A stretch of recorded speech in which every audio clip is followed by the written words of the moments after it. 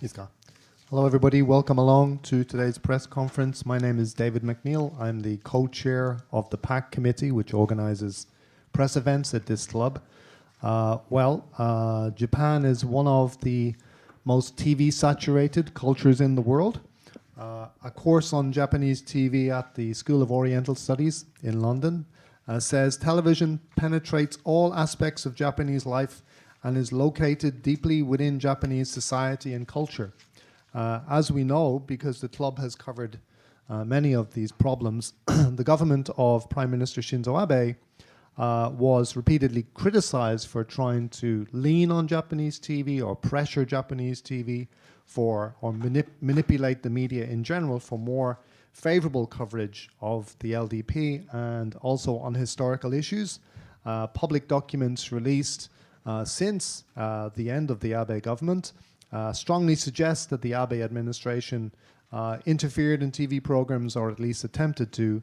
Last year's revelations that television had for decades declined to report on claims of sexual abuse by pop Svengali Johnny Kitagawa has further tarnished public confidence in the media and in particular in television, say today's speakers. Yuko Tanaka, here sitting beside me, is a former president of Hosei University, and her colleagues want TV to return to its role of providing accurate information and a broad variety of opinions. This is a direct quote. In the past few years, the government has been conspicuously refusing to answer questions and cutting off opposing opinions. This attitude discourages mutual criticism and discussion. If television becomes a forum for discussion where every issue is put on the table, people can form their own opinions. The basis of democracy is for people to have their own opinions. We want television to play this role, end quote. To this end, the citizens group, TV Shine, plan to publish shares in the 5 Tokyo-based nationally networked TV companies. They say if shareholders band together, they can make proposals that will reform the industry. When a shareholder proposal is made, it must be explained to shareholders and voted on. Shareholder proposals can also serve as encouragement to beleaguered producers and journalists trying to produce good TV programs in a spirit of journalism, and they can help monitor management. So that's what we're here to discuss today, is this attempt, this project to try and reform Japanese TV using shareholder intervention. We have 3 speakers. I've already introduced Tanaka Sensei, Emeritus Professor of Hosei University and TV Shine Citizens Network co-chair. Kihei Maekawa is a former Administrative Vice Minister for Education, Culture, Sports, Science and Technology, and he's also co-chair of TV Shine. And Kazuyuki Azusawa is a lawyer with TV Shine and TV Shine Citizens Network. They're going to talk, each of them, for I believe about 3 minutes in Japanese. Our interpreter will then interpret back into English, and then we'll have questions from the audience. Yoroshiku onegaishimasu. では私から田中から最初にお話をしたいと思います。まず最初に一つの例を挙げたいと思うのですが、昨年の6月なんですが NHK のディレクターだった大森純郎さんという方がラジオと戦争という本を刊行なさったんですね。でこれ大変評判になったんですけれども、これどういう内容かといいますと、戦時体制に合わせて内容だけではなくてアナウンサーたちの声までが変わっていったということが分かると、これをさまざまな証拠でお示しになりました。でこの本の最後に、権力がメディアを支配しようとすればどこまでやるのか、そしてメディアはどこまで腐り果てていくのか、戦時ラジオ放送は私たちに教えているというふうにお書きになったんです。Thank you very much for your kind introduction. I am Yuko Tanaka, Professor Emeritus at Hosei University, and I also today represent the Citizens Network to help TV shine. Let me begin with an example, which is a vivid example of how TV can be influenced by the administration. Last year in June, former NHK director Junro Omori published a book entitled Radio and War, which attracted much attention and also have been highly evaluated and appreciated. In that book, he vividly depicts the situation in radio where the content of the radio reporting changed, as well as the voices of the announcers to cater to the wartime regime. And toward the end of the book, he says that the wartime radio broadcast is an example of how the power or authority can go far to control the media and how corrupted the media can become under such influence. 今の時代で言えばこれはテレビと戦争ということになりますね。でテレビの影響力はインターネットの時代だとは言ってもまだまだ大きなものです。で映像を伴った臨場感や価値観判断においても大きな力を及ぼします。だからこそテレビ番組には正確かつ公正であってほしいんです。しかしながら第二次安倍政権発足後、テレビメディアに対する政権によるさまざまな放送番組への介入や懐柔策が行われたことは公開された行政文書でも明らかになりました。If we translate what is written in that book to the current days, that would be TV and war. Although this is the internet era, the TV still exerts lots of influence upon viewers with the video and images which are extremely vivid and immersive, thus helping form in people's mind their values and judgment. That is the reason why we would like the TV programs to be accurate and fair. However, after the second Abe administration, it has become extremely obvious that the administration tried to interfere with what is reported on TV and other media with lots of measures of arms twisting and cajoling. And it has become clear in the disclosed public documents. 昨年の初め、平和を求め軍拡を許さない女たちの会という会を立ち上げました。でそこで活動する中でメディアは政治に対して批判的精神を貫くことこそ重要であるというふうに思うようになりました。しかしその2014年から15年以降、特にテレビはあるべき姿を失っていることに、気がつきまして、で市民視聴者が発言しテレビを励まし変えていく必要を感じて今回共同代表となりました。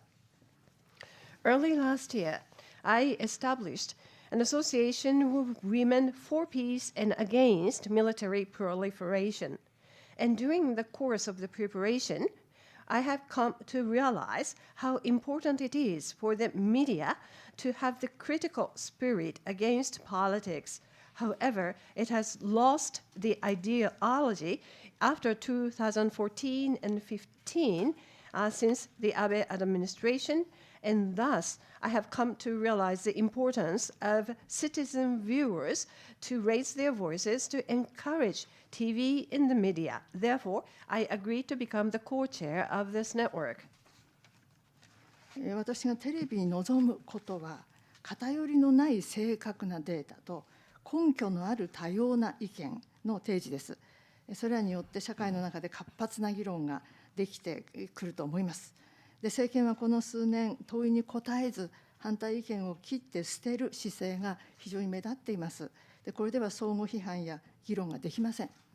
テレビという場が何事も訴状に乗せて議論の場になれば、人々は自分の意見を持つことができます。国民が個々の意見を持つことが民主主義の基本です。テレビにはぜひその役割を担ってほしいと考えています。What I expect of TV is to present unbiased and accurate data and a variety of well-reasoned opinions, which can activate lively debate in our society.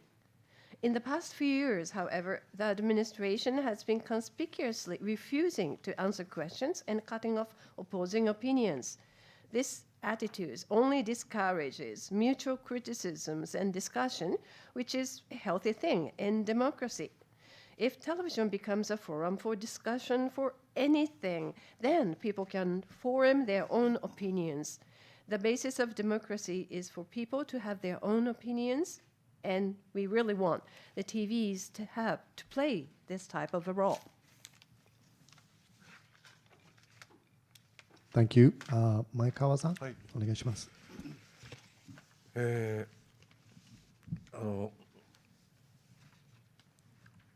ディアというのは民主主義に不可欠なものだとそのメディアが正しく機能しないと民主主義が死に絶えてしまうと、そういう思いで、今回この市民ネットワークの共同代表に就かせていただきました。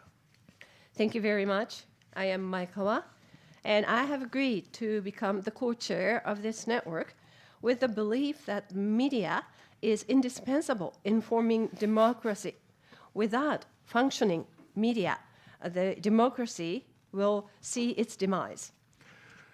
民主主義には非効率性とか不安定性とかいろいろ欠陥もあるでしょうが、人間の尊厳を確保するための政治体制としては人類が獲得した最善の制度だと思います。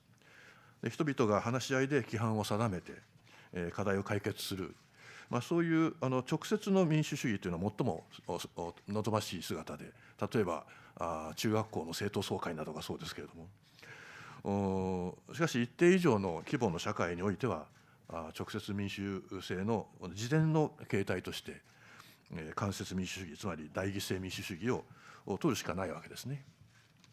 Democracy is the best political system that humanity has achieved to ensure human dignity. While direct democracy, in which people discuss, set norms, and resolve issues, is the most desirable form of democracy, in societies above a certain size, indirect democracy or representative democracy is the next best form of democracy. By the way, the direct democracy is something you may have observed in your high school days in the form of a students' assembly. その間接民主主義においては、主権者である人民と政治権力を預かる権力者との間に必ず必然的にですね、隔たりが生じるわけですね。で、大きな規模の民主主義になればなるほどその隔たりが大きくなるわけであって、コミュニティよりも都道府県よりも国の政治においてはその隔たりが最も大きくなるわけです。で、その隔たりがあるために、権力者が行っている政治が主権者からは直接見えなくなってしまう。で、その政治が見えなくなってしまうと、主権者が権力者を制御できなくなるわけで、そうすると何が起こるかというと、権力者は見えないところで、権力を私物化するわけですね。今回の裏金問題などもその一つの表れだと思います。In an indirect democracy, there is inevitably a distance between the sovereign people. The sovereignty, of course, under democracy lies with the people, and those in power who are entrusted with political authority. The gap is wider in national politics because in community, probably that distance is shorter and a little longer in local governments. However, when it comes to the national politics, the distance is the greatest. And because of this distance, the politics of those in power becomes directly invisible to the sovereign. And when politics is invisible, the sovereign loses control of those in power, and those in power begins to privatize their power, as we have seen in lots of examples, and most recently, they stashed us secret funds. 間接民主主義がこのような落とし穴に陥らないためには、主権者が自らが預けた権力を政治家がどのように使っているか、それが常に主権者に見えていなければならないわけです。そこにメディアの役割、特に最も影響力のあるテレビというメディアの果たすべき重要な役割があると考えます。つまり主権者と権力者の間にあって、権力者の行動を監視し主権者に伝えるという役割です。In order for direct democracy not to fall into this kind of a trap, the sovereign or the people must always be able to use to see and watch over how politicians use their power entrusted to them by the people. This is where the media, especially television, has a role to play. The TV is the most influential mode of media, I believe. And between the sovereign and the authority, the media and TV should have this ability of monitoring the action of those in power and communicating them to the people. And thus, the visibility is established. 私自身国家権力の内側にいて仕事をした経験があるわけですけれども、その経験から見て、今の政治家の行っている政治には非常に問題があると思っております。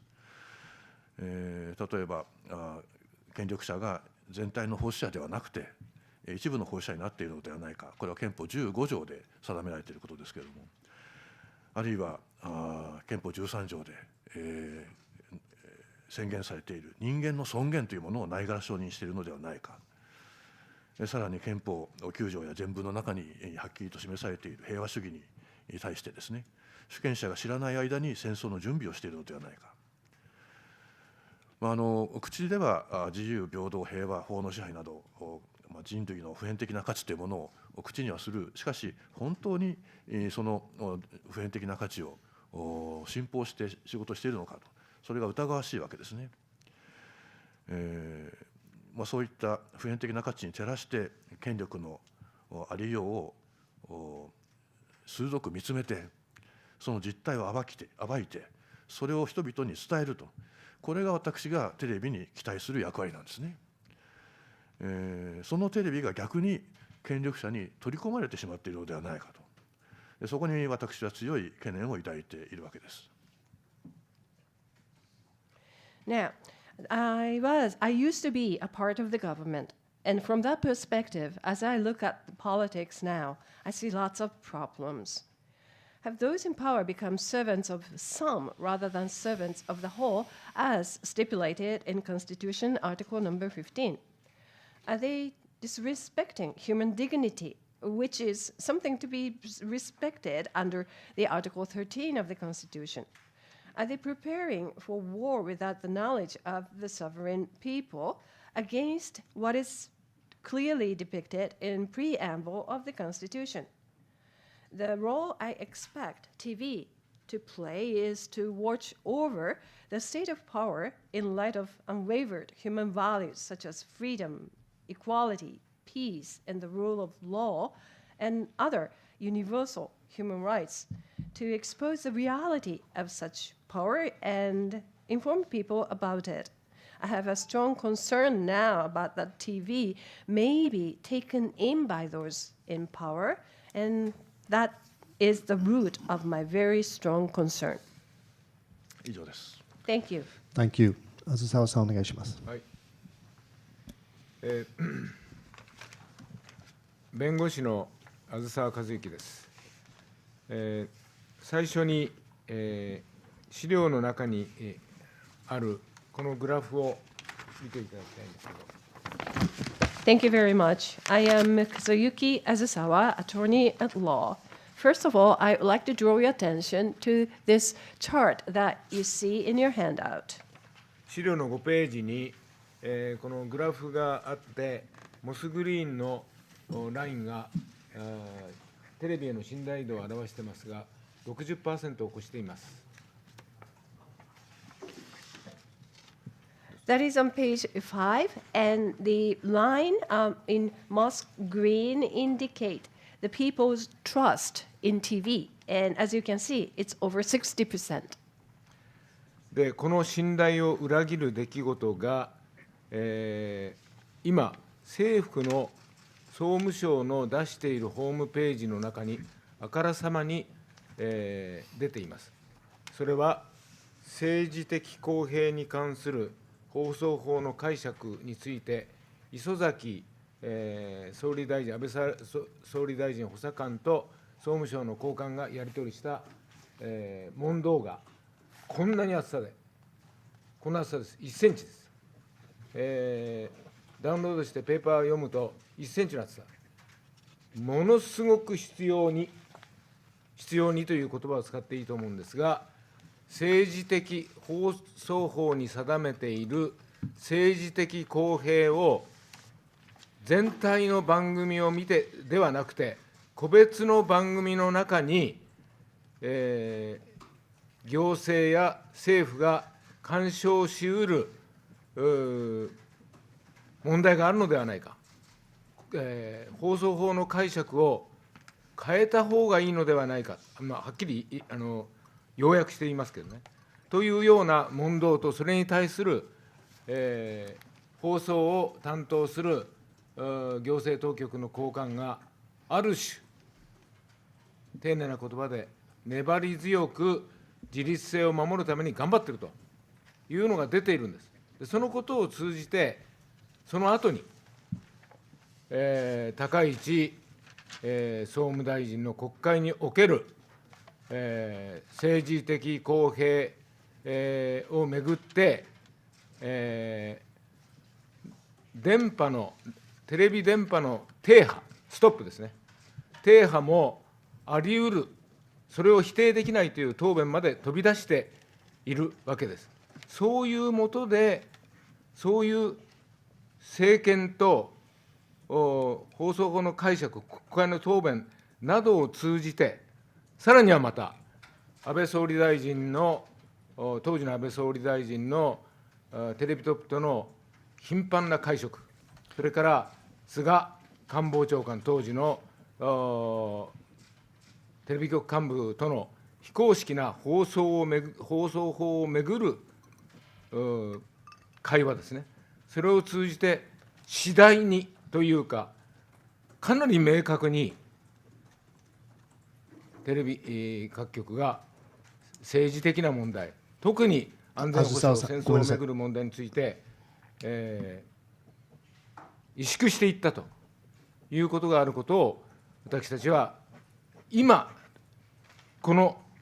テレビ政府のホームページに出ている、問答を見て、当時の2014年、15年当時のテレビ、局の幹部と放送幹部のトップ幹部と放送幹部の、いわゆる萎縮、そして、それが現在のそういう大事な問題についての不気味な、特に言いたいと思うんですけど、不気味な沈黙の原因となっているということを知るに至っているわけです。Now, that graphic is the basis of my discussion today. The TV is being trusted by that many people. However, recently it has become very clear, as you can find on the website of Ministry of Internal Affairs and Communications, that there has been some dialogue between the Yosuke Isozaki, then special advisor to the Prime Minister, and a high-ranking official of the Ministry of MIC.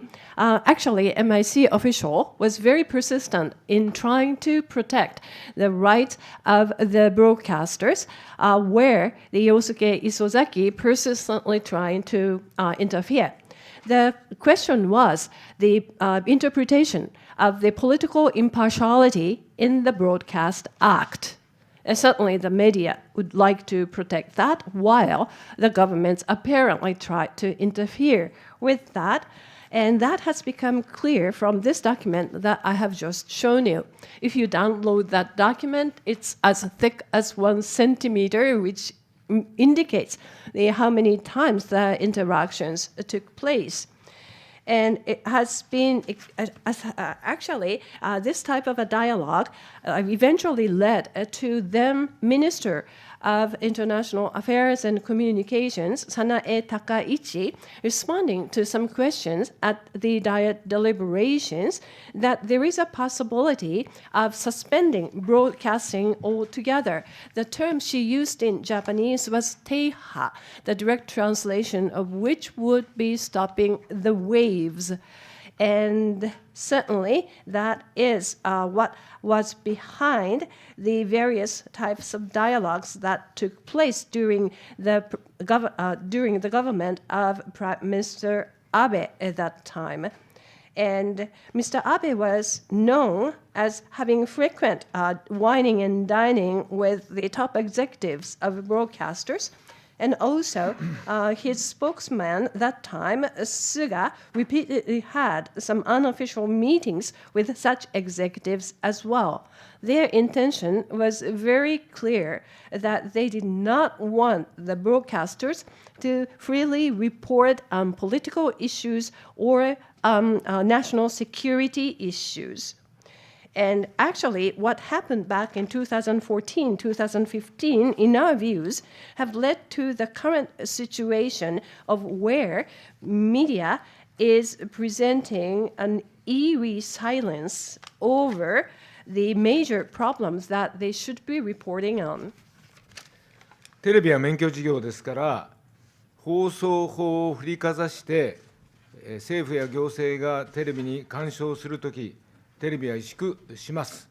萎縮する運命にあります。ならば、テレビ局の内と外に萎縮するような要因をそうではないと、表現の自由が大事なんだということを主張する力がなければならないが、それが不足している。だからこそ、今の萎縮に至った。でならば、これからは人々、市民が主体となって主権者として行動して、そのテレビの萎縮を跳ね返す、表現の自由を回復するテレビにということで、をしなければならないと思ってネットワークを作りました。ネットワークは2つのことをやります。1つは、テレビのトップおよび、働いている人たちとのダイアログです。2つは、株主となってテレビ局を運営する株式会社の株主となって、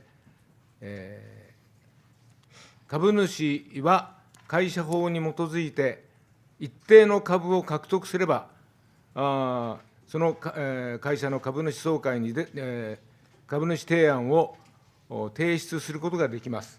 その提案の一つの例を、この18ページ、資料の18ページに出しておりますけれども、そういうようなことを具体的に今年の株主総会、6、7月の株主総会シーズンに、提案を出して、テレビ局との、対話といいますか、これは会社法に基づく提案ですから、会社は普通の市民が言っても何にも なかなか答えてくれないけれども、会社法に基づく提案については、会社は応答しなければならない。そこで、テレビに今起こっている問題を人々が知って、これを変えなければならない。変えるというふうにしたいと思います。あずさお先生、ちょっとごめんなさいね。通訳の方、待ってますね。As you know, TV broadcasting is a licensed business. Therefore, the interpretation of the Broadcast Act can certainly have lots of meanings in terms of their business practices.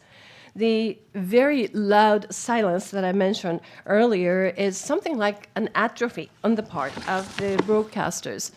Atrophy is something that has to be fought from both within and outside factors. However, currently broadcasters lack such forces to be effectively able to do so. Therefore,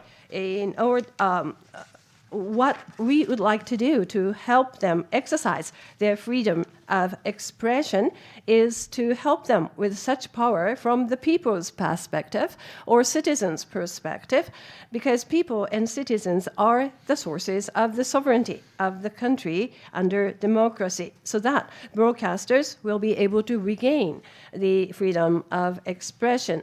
So this network, the Shine On TV Citizens Network, will do two things. Number one, we engage in dialogue with the executives as well as field on-site workers of broadcasters. And number two, we will become shareholders of broadcasters. Under corporate law in this country, if we hold certain number of shares of a company, we can present our proposals at the general shareholders meetings. An example of such a proposal is found on page 18 of the handout. So we will be very concrete in implementing the measures. And this year, in June-July timeframe, when shareholders' meetings are held, you will see us presenting our proposals to some broadcasters as a part of our engagement. Under Corporate Act, they will have to respond to such shareholders' proposals. Thus, we will be able to make sure that such importance of such engagement to all the people who may have not known the fact to this date, but such knowledge amongst the big portion of the population, we are sure will certainly be a part of the change going forward. I thank you for your attention. Thank you. 結びます。最後のまとめの言葉です。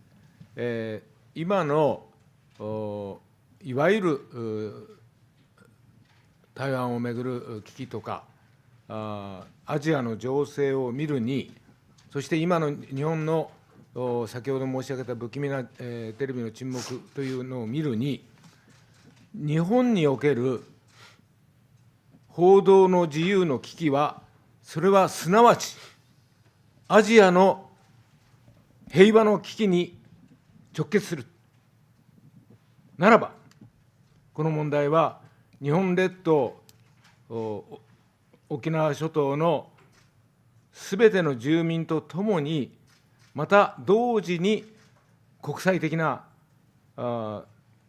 関心を呼ぶ問題について、今私たちはここでお話をし合っているということで、皆様の関心を寄せていただきたいと思います。以上です。Well, lastly, I would like to mention what is happening in Asia neighbors, for example, with Taiwan as well as various countries in Asia. The eerie silence of the media and TV certainly represent the crisis of the freedom of reporting of the Asia, and that can be directly translated as the crisis of peace in Asia. Therefore, this is something that I would like to call upon the attention of all the residents of the Japanese archipelago, including Okinawan Islands, as well as the international community. Thank you very much. Thank you. Just on a point of clarity, just to make sure everybody understands. So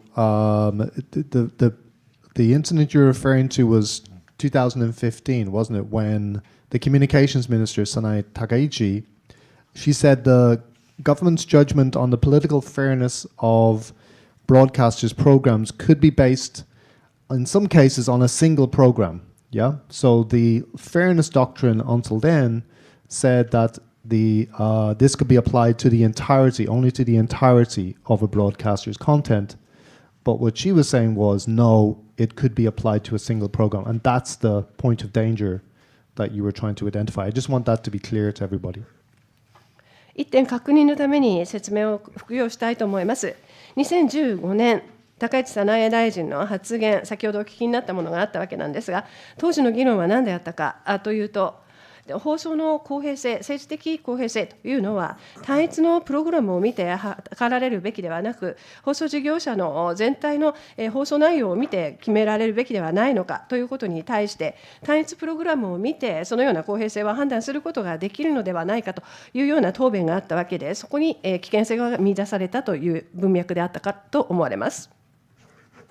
これ私に対する質問ですか。Is that a question? I just want to make sure that that's we're interpreting correctly. That's my interpretation. Yeah. And 私 also, の理解はそのようなものだったんですが、もし間違っていれば正していただきたい。その通りです。会場の皆様のために確認したいと思いました。and also, it's your contention that the sort of pressure that was exerted on the media during the Abe era has had a lasting impact on TV in Japan, and it has never recovered. Yeah, broadcasting journalism has never recovered from that era. And your assertion is very right. それさらにもう一点あるんですけれども、安倍政権当時メディアに対してかけられていた圧力というのがいまだにテレビメディアの世界にはインパクトとして残っているという主張でいらっしゃるという理解でよろしいでしょうか。その通りです。You're Okay. right. Okay. Well, just with that point of clarity, then I will scan the room to see if anybody wants to ask a question. I see the gentleman in the middle here with his hand up and the gentleman in front. When you come to the mic, can you tell us who you are, please, and who you work for? Thank you very much. And then Kitano-san is third. どうぞ。はい、それではマイクのところまでお越しいただきまして、でお名前、ご所属おっしゃった上で質問なさってください。アークタイムズの尾形と申します。今日はありがとうございます。お三方にお聞きしたいんですけれども、テレビを輝けということで、前川さんはテレビは権力者に取り込まれてしまっているんじゃないか、そして田中さんはですね、いろいろテレビがですね、テレ朝のですね、社長の言葉を引いて、利益や視聴率最優先になってるんじゃないかという話がありましたけれども、ただ最近の先ほどもあったジャニーズの話を見ても、テレビは本来の中立性を失っているといえば、自分の利益のために動いているという部分が増えてきていて、それは彼らが倫理観を失っているとか、そういった報道の表現の自由を失っているというよりは、彼ら自身の企業的な利益を最優先にするようになってきていて、それは変えられないんじゃないかと。なぜかというと、彼ら電波使用料6億とか7億しか払ってないわけですけれども、民放については。だけれども一方で純利益は200億から300億、そして売上高は2000億3000億というぐらいの売上になっていて、だからこそ彼らにとってはテレビの免許を得ていることだけが意味があってですね、それを最優先になっていると。そういったむしろ非常に歪んだ構造になっていて、それは簡単には直せないんじゃないかと思うんですけれども、テレビの人たちは正気を取り戻せというよりは、彼ら自身が企業利益の方に張り込んでいっていて、もうそういった独立心もですね、なくしていて、企業行動しか考えてない、利益しか考えてないと思うんですけれども、そういった部分はいかがでしょうか、お三方に。I am Ogata from Arc Times. Thank you for this opportunity. I have a question to all three of you. And your intention is to encourage TVs to shine again. Maekawa-san talked about how the TV and media are being taken into the power and authority. And Professor Tanaka introduced what the former president of TV Asahi mentioned. And also in Johnny's incident recently, we have seen that the TVs are more interested in their profitability and viewership. Now, is that the indication of the TV media having lost their neutrality? Rather, I would think that it is an indication that TV broadcasters are putting the highest priority on their profit. It's not the matter of lost ethics, a view, or anything of that nature. Actually, they pay only 600 million to 700 million yen to broadcast under their licenses. On the other hand, their profit is in the range of 20 billion to 30 billion, their revenues in the range of 200 billion to 300 billion. And it is important for them to just keep the license, which allows them to rake in such profit. And this is the very distorted nature of the current structure, which is very difficult to address and redress. And therefore, it is not really the matter of the spirit of independence on the part of the TV broadcasters, but it is residing in the attitude of them focusing more on the profitability as corporations. What is your take on that? では私から私はね、だからこそ、声を出すことが必要だと思ってるんですね。というのは、その企業が確かにテレビ局のバックにあるけれども、その基本は視聴率なんです。いまだに。で、いまだにって言ったのは、視聴率というのが何なのかっていう、本当に見ている数なのかっていう疑問はあるけれども、でもやはり企業が見ているのは視聴率です。そうすると、この視聴率とともにあり得るのが市民の声だと思うんですね。で、こういう番組は本当のことを教えてくれると。だからこの番組を見たいという市民の声であったり、それからやはりこの番組は非常に異なる真実とは異なる報道をしているのではないかという市民の声であったり、つまり市民がその番組に対してどのような信頼を置いているか、そしてその信頼のもとにその番組を見ようとしているのかというこの姿勢がやはり問われると思うんですね。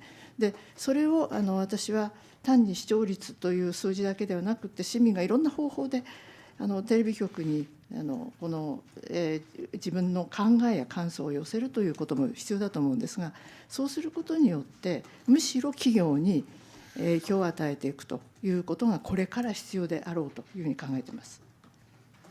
I think you're very right, and that is the reason why we really have to raise our voices.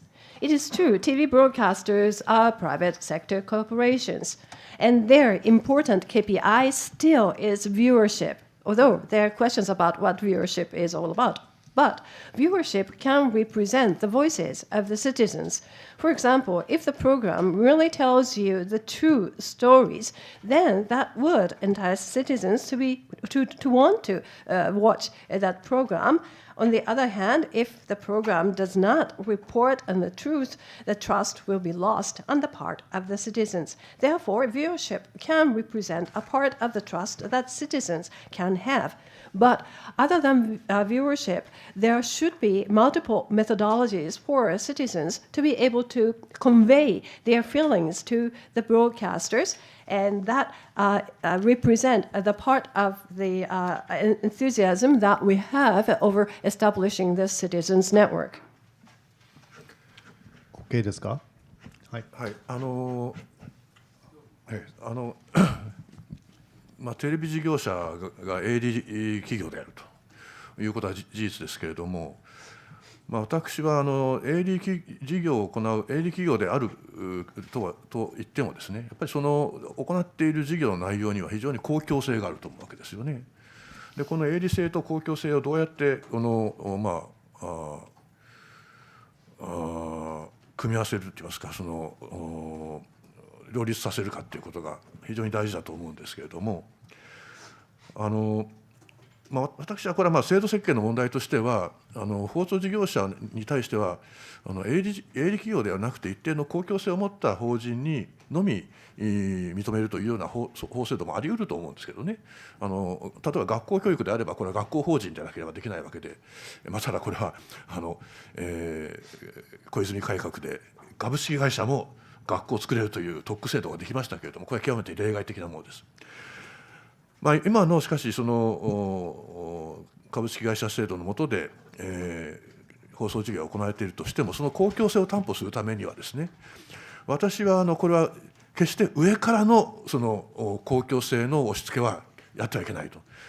放送事業者の自主性自律性というものは最大限保障しておかなければならないと。だから公共性といったときにその国家権力が乗り出してくるのは危ないと思うんですね。市民による公共性の担保確保というこういうことが大事になってくると思うので、今回のこのネットワークの意義っていうのはそこにあると思います。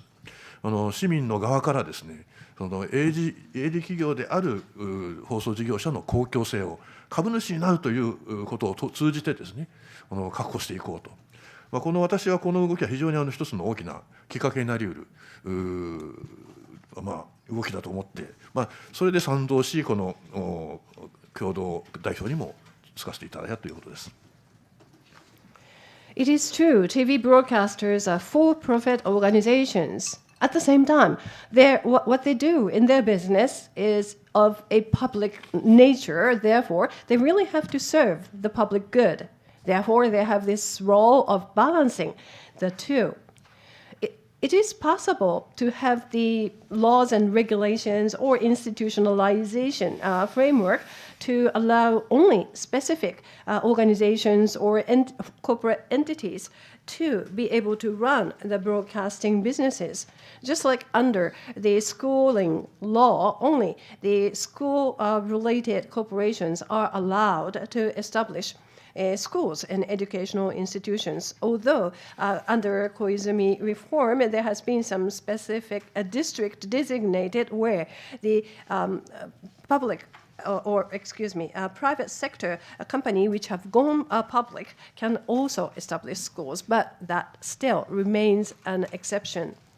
Now, this ensuring of the public good nature of those broadcasters should not come as the force from the government, because the broadcasters' autonomy always have to be ensured. Therefore, that's the reason why it will be best for the citizens to ensure such a public nature or public good nature of those broadcasters, and that is where the significance of the Citizens Network lie. So for the for-profit organizations to continue to serve as public entities, if we become the shareholders of such organizations, we can certainly find some clue in terms of how to change their directions for the better.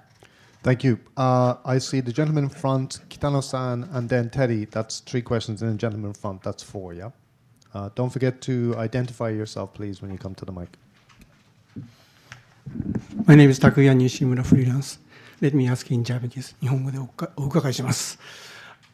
端的に2点。田中さんおっしゃってるように、戦争とテレビの関係、非常に重要だと思います。それで、例えば防衛3文書の改定ですとか、防衛増税、こういった部分の議論、テレビでは私は足りないと思うんですけれども、なされてないわけではなく、いろんな方が論じていると思います。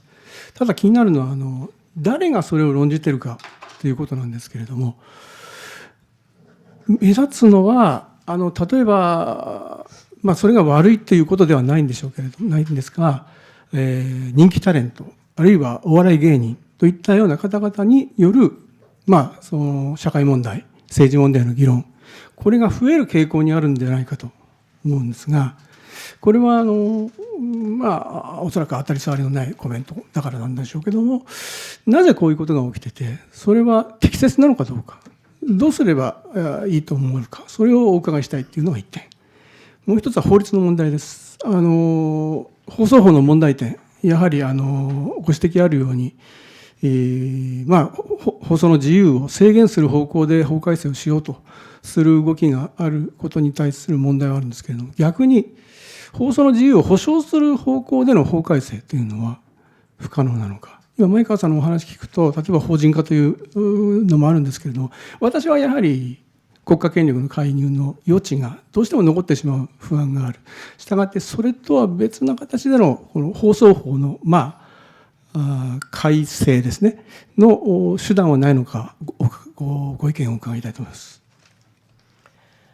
I'm Nishimura, a freelance journalist. I'd like to ask 2 questions. The first one is to Professor Tanaka. It is very true that TV certainly has lots of implications with the possible wars, and there have been the amendment of security-related 3 documents, as well as national security-related tax increases. However, there has never been sufficient debate over them. There have been some discussion. However, who's having that discussion? Well, mostly I see on TV would be TV celebrities, comedians, entertainers discussing politics. Why is it this way? Is it appropriate? How can we address such a situation? The second question is about the Broadcast Act.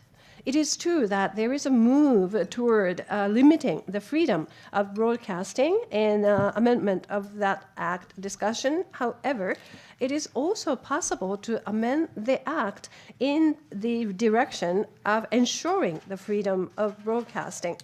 As Maekawa-san mentioned, there may be a way of allowing only limited entities or corporate entities to be able to run that business, but still, that would still leave the room for the national authority to intervene and interfere. So, are there any ways possible for better amendment of the Broadcast Act? ではすいません、この最初の質問についてなんですけれども、私はその誰が論じるかっていう問題ではなくて、まずもっと基本的なデータ出してくださいと言ってるんです。これは新聞を精査すれば出てきます。つまり新聞はできるだけ報道しようとしてます。数字も合わせてだけれどもテレビはそこまでやってないというふうに思っているんですね。それから何度も放送してほしい、数字をきちんと根拠を示して何度も放送してほしい、誰がどういうふうに論じるかというのは次の問題であって、今はそこまでは言わなくていいと思っています。Thank you for your question. The first question I would like to address, you ask who should be discussing such issues, but that is not the point. Before discussing who and how the discussion should take place, what is important is for TV broadcasters is to present very basic data as evidence, just like newspapers do, in much greater details. So I would like them to present data, numbers, stats, grounds, and do it a number of times. I think that is where we can start. その2つ目の質問はいかがですか？じゃあ2つ目の質問の方にちょっと私の見解を述べたいと思いますけれども、私は放送事業者の主務大臣というが今総務大臣になっているわけですけれども、限られた電波を割り振るという強い権限を持っているわけですけれども、これは私は政治的中立性を担保するためにですね、独立行政委員会制度にした方がいいと思います。そういう意味での放送法の改正はすべきだと思いますね。政治的な思惑意向というものがストレートにその放送行政にですね、つながってしまうと、これを断たなければ、その間を遮断しなければいけないと思いますのでですね、といってもこの独立行政委員会制度にしても、その委員をどういう委員を任命するかが問題になってくるわけなんでですね、委員の任命の仕方についても注文をつけるような法改正、一定の政府批判勢力が必ず入るような形にするというようなことですね。例えばユネスコ国内委員会という委員会が文部科学省にはございますけれども、ここには野党の国会議員が必ず入ってるんですね。そういうような仕組みをですね、作るということが一つ考えられると思っています。Thank you for the second question. In terms of this broadcast law, currently the Minister of Internal Affairs and Communication holds a very strong power of allocating existing spectrum to broadcasters, and that certainly impairs the neutrality of broadcaster-related administration. Therefore, what can be done, for example, in amendment of the Broadcast Act is to stipulate for the establishment of independent administrative committee who can work independently of the government's intention and political agendas in broadcasting administration. And of course, the question is how to appoint the members of such committees. Therefore, it is critical for the amended act to have that stipulation of having some critical parties to be a part of that committee. Just like the UNESCO Japanese committee under MEXT has also a stipulation of having opposition party members to be a part of it. Thank you. どうぞ北野さん。ちょっと時間が限られてますので、なるべく一つの質問だけお願いしますか。朝日新聞北野です。この会の内容を聞いているとですね、物言う株主が株主提案権を使って市民株主運動をするような、連想されるのは水俣病問題における窒素の一株株主運動とかですね、福島の原発事故に対するやはり株主訴訟とか、そういうものが思い浮かぶわけですけど、でこの団体を発足するにあたり、株主として活動するということになりますとですね、それやはり資金が必要ですし、市民の株主ということになると、市民の幅広い参加が必要になるのかなと思うんですが、その辺はどのように呼びかけるのかということ、それから放送局放送局の放送内容に関してはですね、これまでいろいろな団体の活動があって、今日は元 NHK の永井さんや永田さんが来ていらっしゃいますが、そういう NHK 問題、NHK は別に株主公開している民間企業ではないので、別の形態のそういう NHK の放送内容に対してものを言っていくというのは、別の形態の市民運動ということになると思うんですが、そういった別の団体の活動とどう連携していくか、でこれまでにも2016年にはですね、高市総務大臣の発言に対して、テレビニュースキャスターが連帯して記者会見して抗議をしたとかですね、あるいは折に触れメディア関係の労働組合が発言をしています。こういったグループとどのように連携をしていくかについて教えてください。I am Kitano from Asahi Newspaper.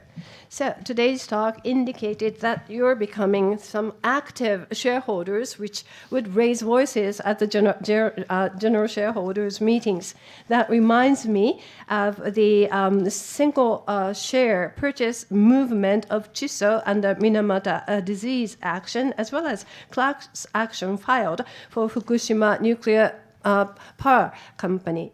Now, if you are to become the shareholders of such broadcasters, you really have to finance yourselves. Therefore, it's important to have the wider population to be a part of your network. How do you plan to call on them to be a part of your movement and activities?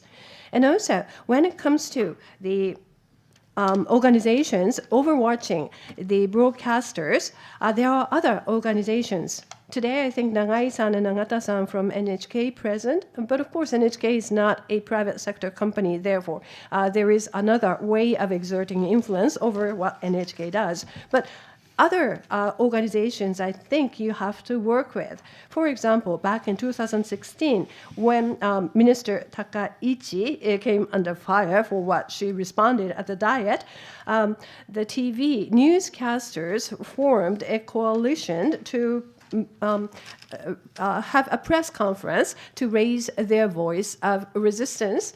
And also, the media-related workers' unions often raise their voices as well. So advise me in terms of how you plan to work with such other organizations.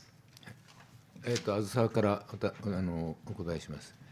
まず、テレビ株主総会のシーズンは6月の中旬から7月にかけてですが、その6ヶ月前に、ここに書いた株主提案をやるには、6ヶ月前に、株式を一定の法律が要求する単元を買わなければなりません。それは会社法によりますと300単元です。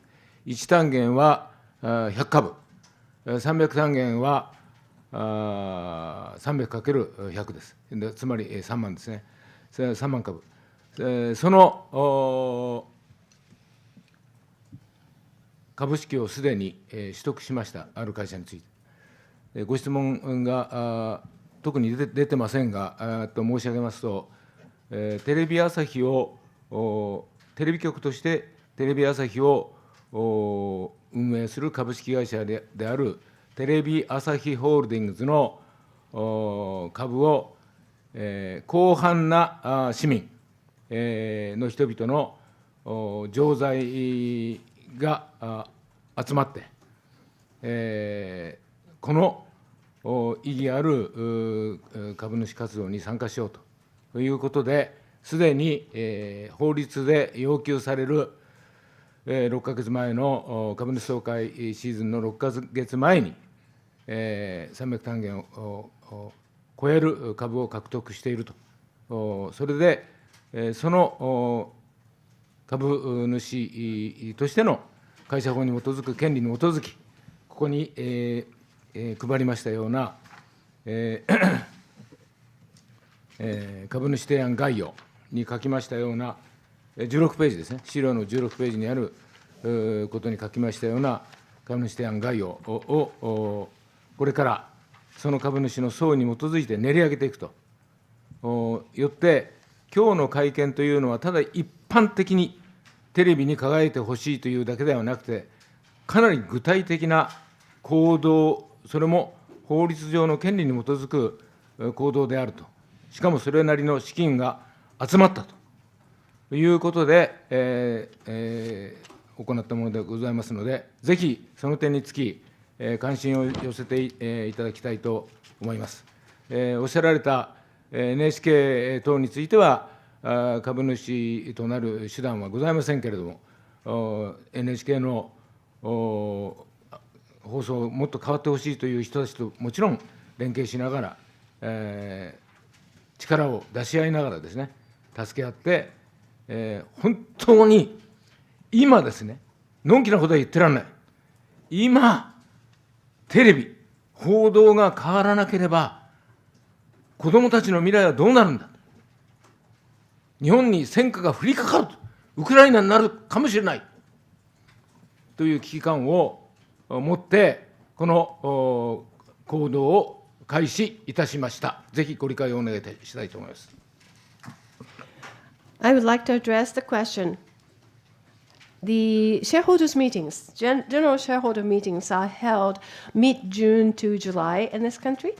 And under corporate law, 6 months prior to the general shareholders' meetings, in order for anyone to file a proposal at the meeting, there is a statutory unit requirements of obtaining the shares of the company. And that is the trading unit of 300. A trading unit of the shares constitute the right to one vote. And we need to have 300 trading units. And one unit comprises 100 shares. Therefore, the total of 30,000 shares would be necessary. And that number of shares have already been obtained for one company, which is TV Asahi Holdings Company, with the very wide participation of citizens who find our activities extremely important. With their precious contributions, we have been able to do so. And based on the right given to the shareholders under the Corporate Act, as you can see on page 16 of the handout, we are formulating precise proposals to be presented at the general shareholders' meetings. Therefore, today's meeting is not something to discuss some abstract concept of helping TVs to shine, but rather we are reporting to you that we are implementing something very concrete under a law to be able to actually bring about changes in the broadcasting industry. It is true we cannot become shareholders of NHK, but certainly there are other people who would like NHK also to change. Therefore, we will work together and collaborate in the same direction. Well, actually, we really have to act now. We cannot sit complacent because really the broadcasting and TV have to change to save the future of our children, not to make this country like Ukraine under war. And that's a sense of crisis we have, and that's a reason why we would like your attention very much. And we would also like you to share the sense of crisis that we have. Thank you. Thank you. 時間切れちゃったんですけれども、ちょっと延長してもよろしいですか？最後の一つの質問でよろしいですか？皆さん。時間がいいですか？大丈夫です。いいですか？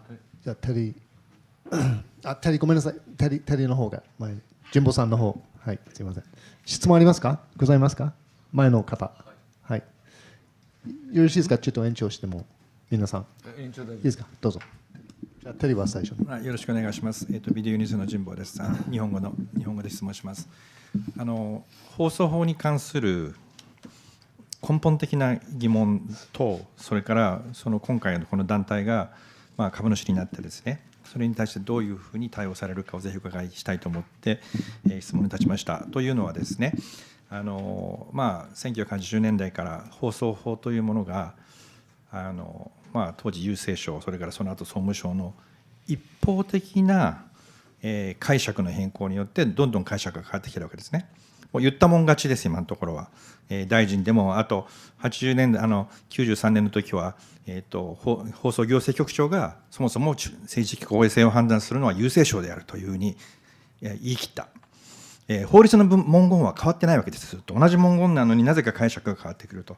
でそもそも、一方で憲法21条との兼ね合いになるわけですから、本来であればこれは司法の判断を仰がなければ4条を根拠にして政治が介入できるとかですね、放送内容を評価するとかっていう権限をそもそも有しているのかどうかということは決着しないと思うんですが、そこで、主に安田先生弁護士ということでお聞きすることになると思いますが、例えばですね、4条に基づいて行政指導が行われる、厳重注意とか今まで何度もありました。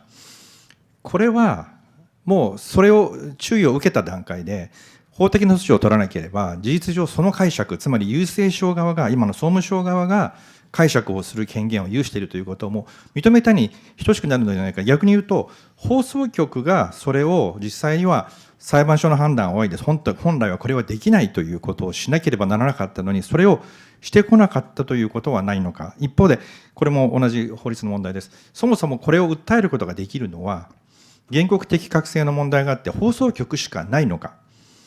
それとも電波は公共のものだという意味からですね、そもそもそのような行政指導も含めた介入が本来は違法なものではないかということを第三者、あるいはこの団体とかでもそれを起こすことができるのか、もしできないのですれば放送局に対して株主としてですね、なんでそれやらないんだということを迫ることができないのか、ちょっとその辺をもし伺えればと思います。Do you want to ask your own question in English, Teddy, or? Okay. Well, basically, I was asking about the interpretation of the broadcasting law, and the broadcasting law hasn't been changed, but somehow interpretations are being changed time after time. And my first question is, why is it that it's the government or the ministry that can single-handedly change the interpretation of the law? That's one question. And then second question is, when the broadcast companies are given directions from the ministry based on the broadcast law Article 4. Why not the broadcast companies do bring the case to the court so that the court will decide whether the government has actually the authority or jurisdiction over the interpretation of the Article 4 of the broadcast law, but for some reason broadcasting companies don't do it. And why is it that they don't do it? And once you become the shareholder, can you force the broadcast companies to bring the case into the court so that we will have the court interpretation of the Article 4 of the broadcasting law, and it's basically it's balanced with the Article 21 of the Constitution, freedom of press. Thank you. じゃいいですか、答えて。まず1番目の行政指導が行われた場合に、訴訟が起こせるか、ダメですね。行政処分が出なければ、行政処分が出なければ、だから行政指導でじくじくやられると、いわゆる法律的な司法的な手段は放送局としてはない。それ1。93年のテレビ朝日は行政処分です。テレビ朝日何ですか？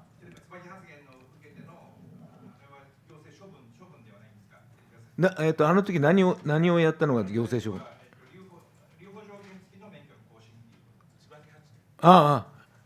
それはあり得たですね。あり得た。それからしかし、そこまでいいですか？Now, in order for a broadcaster to file a case with the court, it has to be administrative discipline or administrative reprimand. Just the administrative instructions will not allow them to file a case with the court. Back in 1993, Asahi received such a reprimand, and they could have filed a suit. They did not. それから市民がやれるかというと、当事者的確論で跳ねられると思いますね。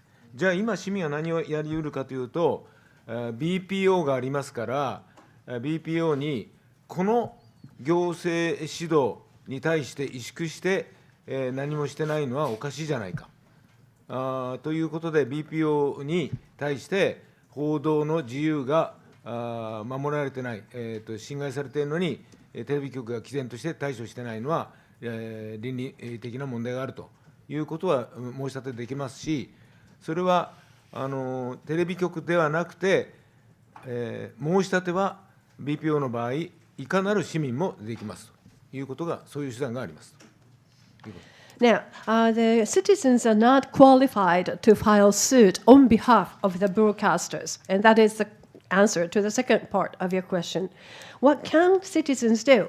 We can go to BPO and file complaints about broadcasters' atrophy, which is intolerable under the pressure of the government or whatever the authority. And we can also, citizens can say that that is a violation of the freedom of broadcasting and therefore constitutes an ethical issue. So that's what citizens can do. That is filing complaints with BPO. And that can be done either by broadcasters or by general public. Thank you. This is the 本当に最後の質問なんですけれども、どうぞ。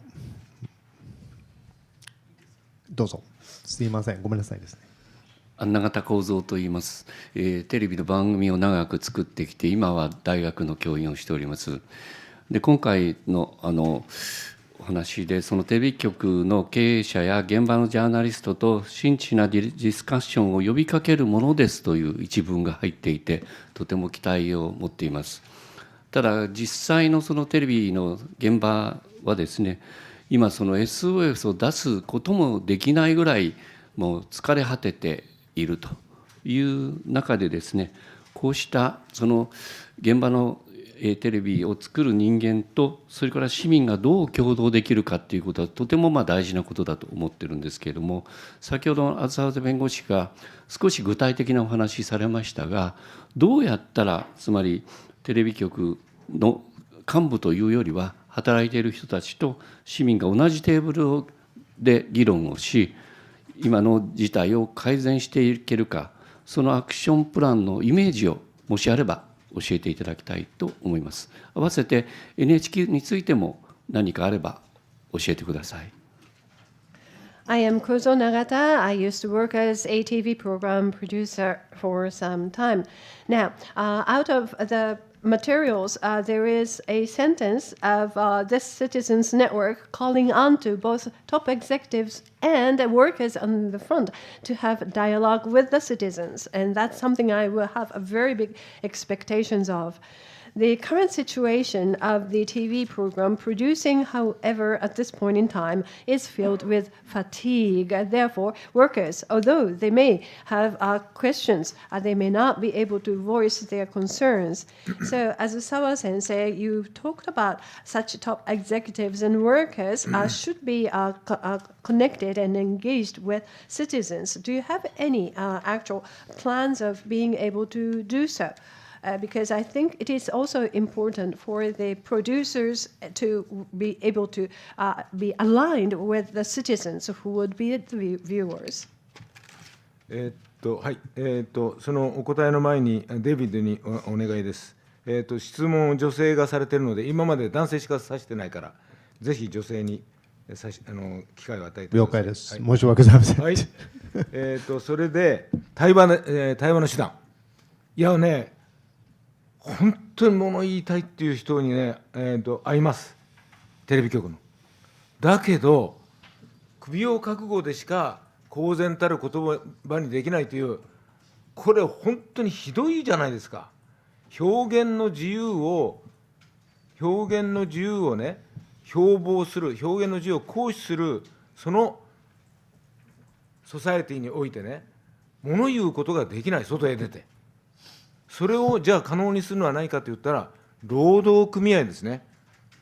労働組合が頑張って、その内部の声を労働組合員として、その人に語らせるというふうに頑張ってもらいたいと思う。それに対して何か処分や不利益を加えたら不当労働行為になりますから。これが1。それから NHK についてですが、やはり受信料を払っている側として、株主で言えば株式会社で言えば株主ですけど、受信料訴訟が起きておりますけれども、そういうところでものを言っていくというのは非常に、良い手段ではないかと思います。Now, in terms of the dialogue that we would like to encourage, actually, I meet lots of people who work for TV broadcasting companies who would have something to say. However, if they said that out, they really would be fired by the company. I regard that to be very frustrating because broadcasters are in the position of upholding the freedom of expression. However, in reality, they are suppressing the freedom of expression of their workers.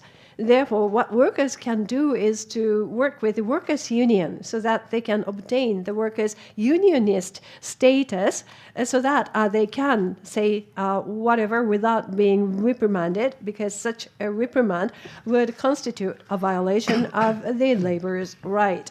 Now, in terms of NHK, it is true we cannot be shareholders, but we are paying fees of viewing the NHK programs, and there have been some cases of actions filed against the fees payment of NHK. And such lawsuits can be an interesting place where such voices can be heard. ちょっと私もいいですか。いいですか。私は市民の皆さんとそれからNHK の OG、OB の皆さんに、お支えいただきましてですね、市民が推薦する NHK 会長候補、鍵括弧付きの候補ですね。NHK の会長は公選制でも公募制でもありませんから、候補というものは制度的には存在しないんですけれども、市民が推す候補として推薦していただいたということがございました。NHK と民放とではそのガバナンスの仕組みがもちろん違うわけなので、 NHK の在り方を考えていくためには、例えば経営委員の任命の在り方とか会長の選び方の在り方とかですね、そういったことについて議論していく必要があるだろうと思うんですけれども、大元の放送法については先ほど申し上げたように、宗務官庁を大臣から独立行政委員会、政治的に本当の意味でですね、その政治的に中立で、報道の自由、放送の自由に干渉しない、介入しないという、そういうガバナンスの仕組みを作るということが大事だと思うんですけれども、いずれにしてもこの NHK を改革したいという動きと、今回はこれは民放がターゲットですけれども、民放を改革していきたいという、これは同じ動機に基づくものだと思っておりますので、それで私は両方に関わらせていただいているわけですけれども、この2つの動きは当然連動できるだろうと思っております。You may not know this, but I once was nominated by volunteer citizens and NHK OBs and OGs as the candidate for the NHK chairman. And actually, there is no system of nominating chairman in that manner at NHK. Therefore, that really didn't materialize in any meaningful way. But that is something that once happened with the help of many citizens and NHK OBs and OGs. NHKs and private sector broadcasters certainly have different ways of governing themselves. NHK has the chairman as well as management committee members to be elected, and under so that's a different animal. However, under the broadcasting law, currently the authority of appointment lies with the Minister of Internal Affairs and Communications. However, as I suggested earlier, there should be a stipulation in the law of establishing the independent administrative committee who can maintain a neutrality and avoid interference from the government over the freedom of expression. Actually, the NHK reform and private sector broadcasters reform rise out of the same motivation, and that's the reason why I am involved in both of such movement, and therefore different organizations with the same motivation can certainly work together. 時間はかなりオーバーして過ぎちゃったんですけれども、あずさわ先生にケツ立たれちゃったからね、最後の質問ごめんなさい。じゃあ女性の方、もちろん差別なんてないんですけれども、お聞きしたい質問はどうぞ。厚澤先生、ありがとうございます。新聞の赤旗日曜版の板倉と申します。先ほど厚澤先生の方からこれは一般論ではないんだと、具体的な行動なんですということで、実際に提案権がある株300単元をもうすでに買ってあると、皆さんの協力でね。でテレビ朝日に対してのものであるということもおっしゃいました。でなぜテレビ朝日なのか、それはどういった問題意識でそういうふうに考えられたのかっていうことと、具体的な提案内容ですけども、この株主提案の概要の3番目にですね、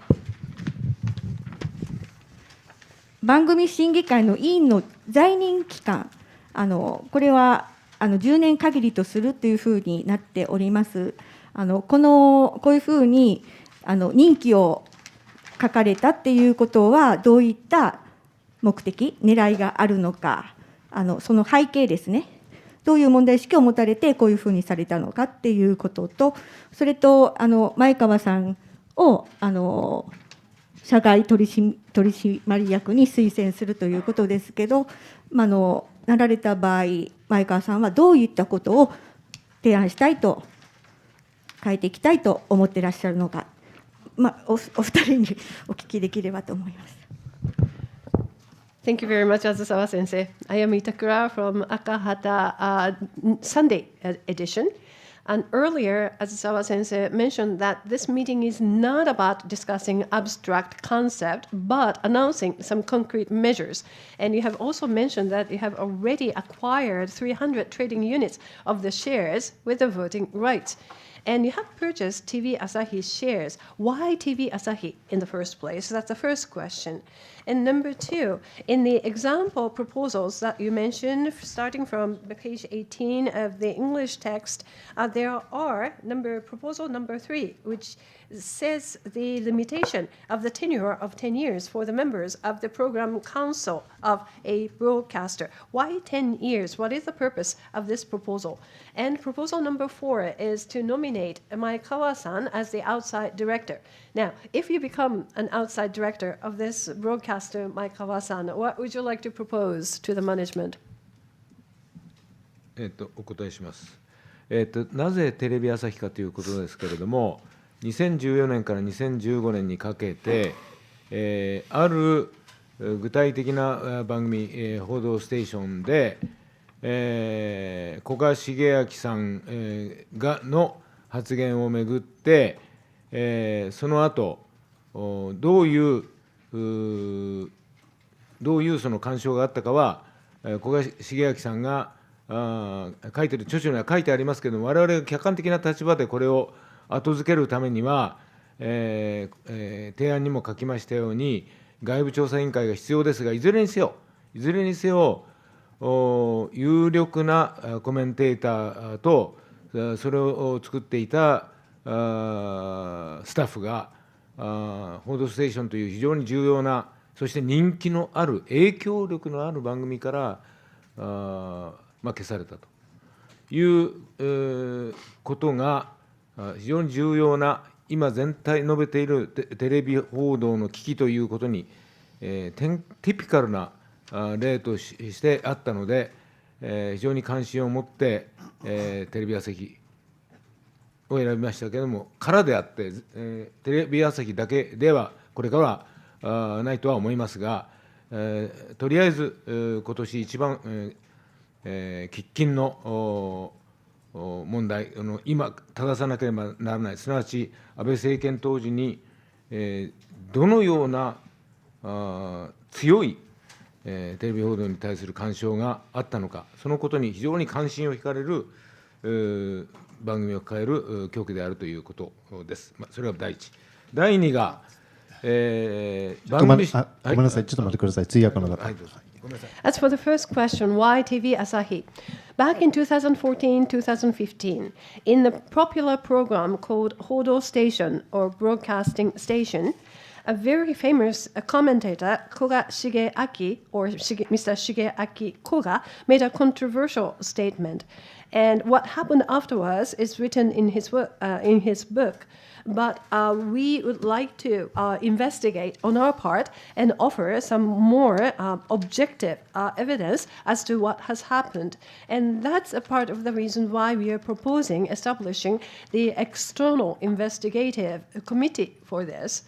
Anyway, some staff members, as well as this very influential commentator, were eliminated out of this influential and popular program, and that certainly presents a typical example of the crisis, the sense of crisis that we hold right now.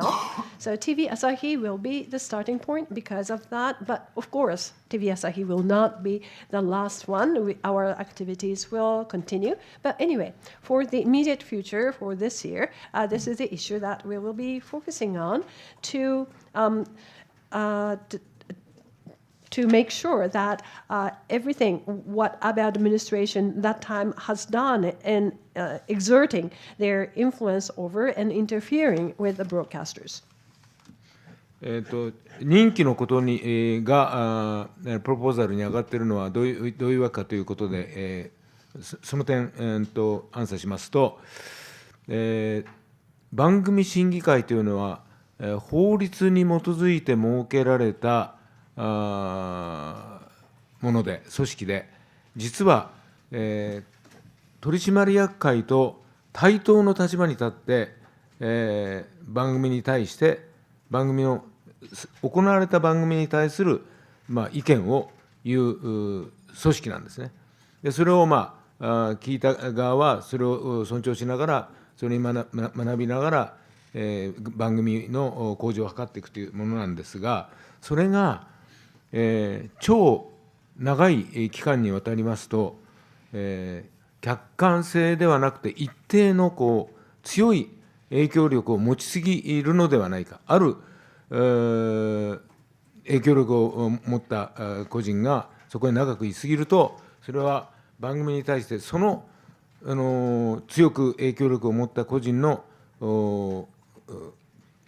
意見が反映してしまうのではないかというところから10年、それから特に委員長についてはその傾向も強いから委員長については5年ということを設けました。As for your second question about our proposal of tenure of 10 years for the members of the Program Council. Well, Program Council is established under law, and it has the equivalent power with the Board of Directors. And the Council's opinions should be respected for the purpose of improving programs at the broadcaster. If the members stay too long, their individual influence may become too large, and therefore we propose 10 years of the tenure for members and 5 years for the council chair. Thank you very much. Well, I'm afraid we have to leave it. We are 30 minutes over late. もう一つの質問、本当に短い。社外取締役で何するつもりだと。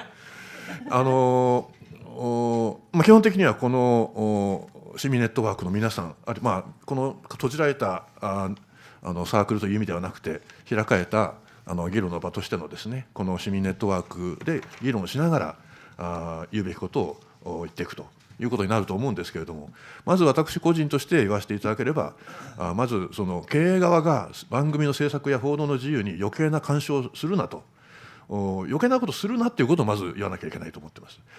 それからもう一つ、その外部の権力に忖度や迎合するなと、それは政治権力という意味で、政府などの、政治権力もありますけれども、民間の権力もあるわけであってですね、ジャニーズ事務所や吉本興業というのは民間の権力なんですよね。でそういうものに忖度をするということでも、これはいかんと、こういう意味でですね、その放送事業者としての独立性というものを担保すると、これが大事だと、これは言っていきたいと思ってますね。So I have to respond to the last question because what would I do as an outside director was a direct question for me. Of course, I will represent the Citizens Network, not in the meaning of this closed circle of the network participants, but more broadly the network of citizens and general public.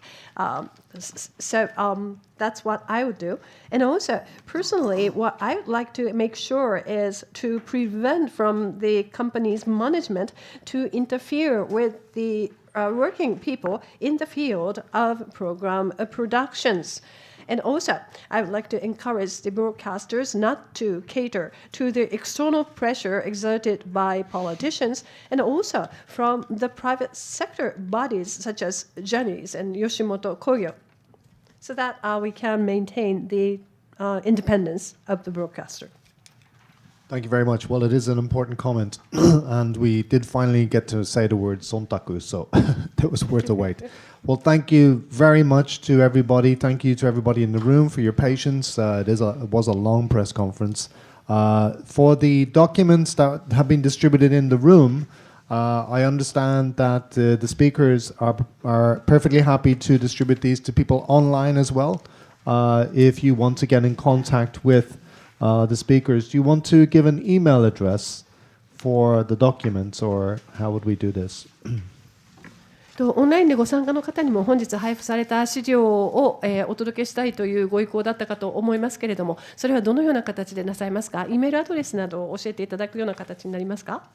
そうですね。URL を近々このネットワークでホームページを公表しますので、その、公表されたホームページで、今日配布した資料のデータを出したいと思います。We will be opening our website pretty soon, so we will share the URL of that website on which the materials will be published. Thank you. And the documents are in Nihongo ban, Eigo ban mo arimasu. The documents are in English and in Japanese. 両方。 And I've just checked that the English translation is fine. So thank you very much to Tanaka-san, to Maekawa-san, and Azusawa-san for coming today. Do show your appreciation, please. And we wish them all the best. Thank you very much.